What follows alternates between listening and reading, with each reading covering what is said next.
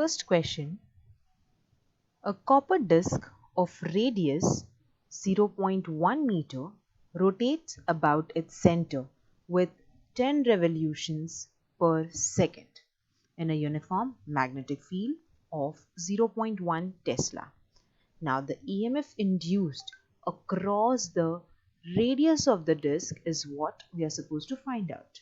Now first of all, if this is a rotating disc, this is the center and this part is the radius of the rotating disc. So the induced EMF between the center and the rim of the rotating disc is given as E is equals to 1 upon 2 B omega R square. Let's substitute the given values. B is given as 0.1 Tesla. So it is 0.1 multiplied by omega, that is 2 pi n, and n value is given, that is 10 revolutions per second. So that is multiplied by 10. Now this r square, it is given the radius 0.1 meter. So let's substitute 0.1 meter the whole square. Now when you do the calculation, it comes out to be 10 pi into 10 raised to minus 3 volt.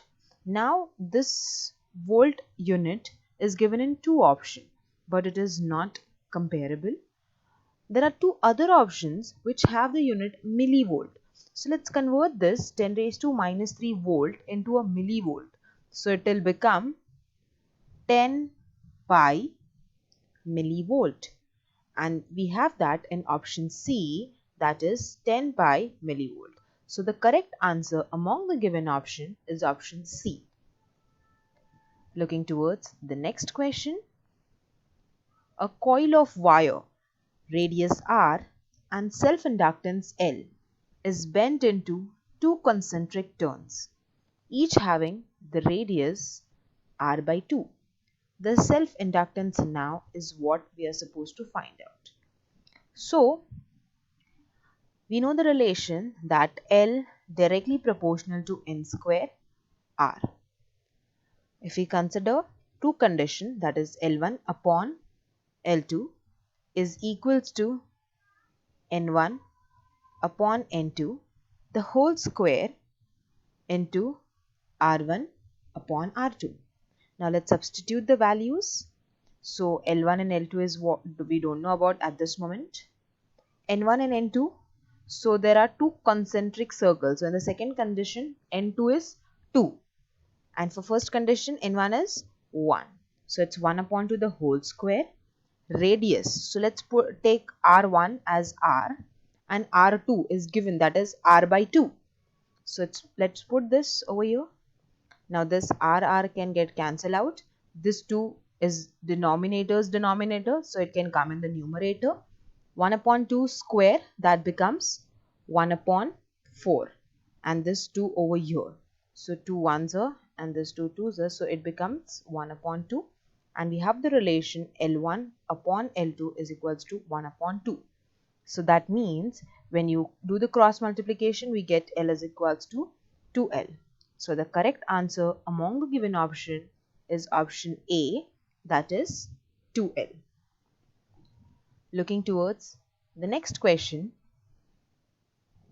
A small coil is introduced between the poles of an electromagnet so that its axis coincides with the magnetic field direction. The number of turns is N and the cross-sectional area of the coil is A. When the coil turns through 180 degree about its diameter, the charge flowing through the coil is Q. The total resistance of the circuit is R. What is the magnitude of the magnetic induction? So now first of all we know that the induced charge, that is this Q, is equals to minus NBA upon R into cos theta 2 minus cos theta 1. Now we know it turns to 180 degree, so theta 2 is 180 degree. Let's substitute this. It becomes minus NBA upon R cos 180 degree minus initial is cos 0. So cos 180 is minus 1. This minus minus will change. Minus 1 upon 2 and this will convert. So we need what? We need the magnitude of magnetic induction. That is B. So let's rearrange this equation. We get B is equals to QR the whole upon 2NA. So let's look at this equation if we have in the options. That is QR upon 2NA. So the correct answer among the given option is option D. That is QR upon 2NA. This n should be small because it's given in the question. The number of turns is small n. So it's small n here. Okay. Looking towards the next question. An aircraft with a wingspan of 40 meter flies with a speed of 1080 km per hour in the eastward direction at a constant altitude in the northern hemisphere, where the vertical component of Earth's magnetic field is 1.75 10 raised to minus 5 Tesla. Then the EMF that develops between the tips of the wings is. So here given in the question, that is L is equals to 40 meter, V that is the speed is equals to 1080 kilometer per hour.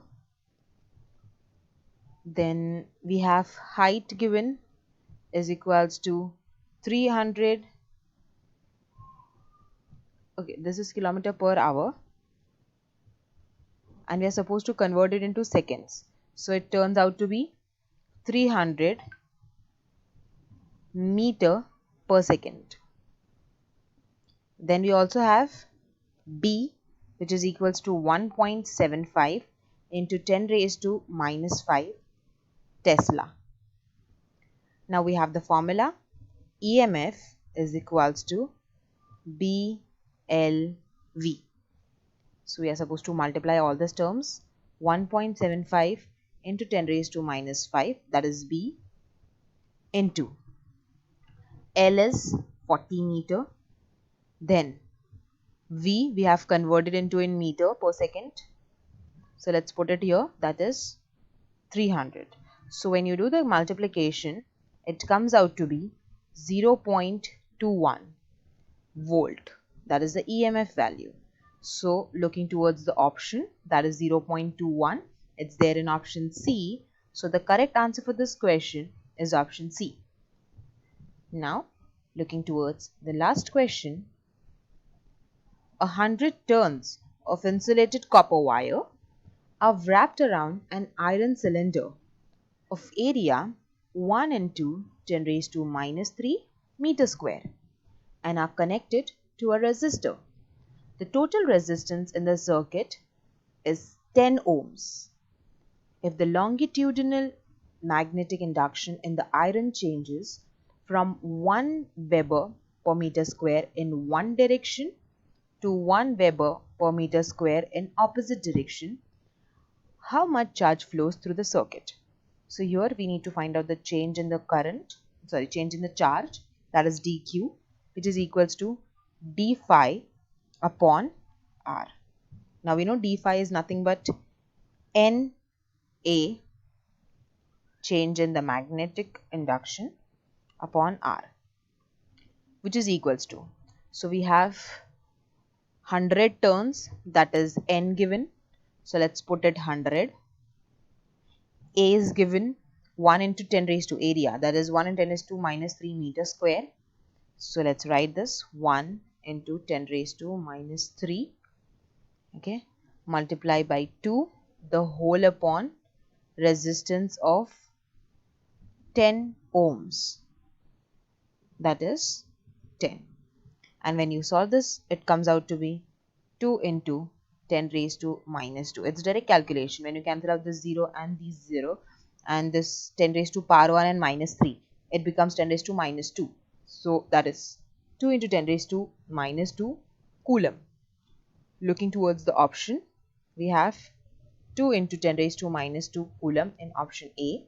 So that's the correct answer for this question.